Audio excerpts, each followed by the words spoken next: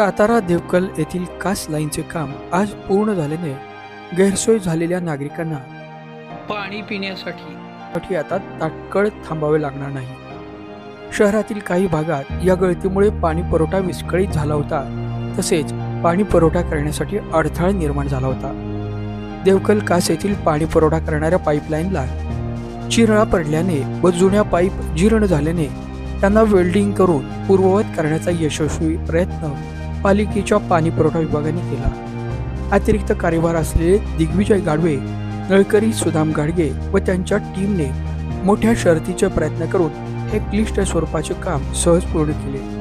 पाणी पुरवठा करणाऱ्या व अनेक वर्ष जुन्या झालेल्या पाईप यांना गंज चढणे, एअर प्रेशरमुळे तडा जाणे व गळती होण्याच्या वारंवार घटना घडत असताना नवीन पाईपची उपयोगिता महत्त्वाची असल्याचे दिसून येत आहे। या संदर्भात जुन्या जीर्ण होणाऱ्या किंवा काळ परत्वे नव्या पाईपलाईन बसवणे अत्यंत आवश्यक बनले आहे किंवा यामध्ये तज्ञांच्या मार्गदर्शनाखाली पाईपलाईनचे ऑडिट करून योग्य त्या उपाययोजना करणे आवश्यक बनले असल्याचे नागरिकांचे म्हणणे आहे। आपण पाहत आहात गुरुच्या बातम्या।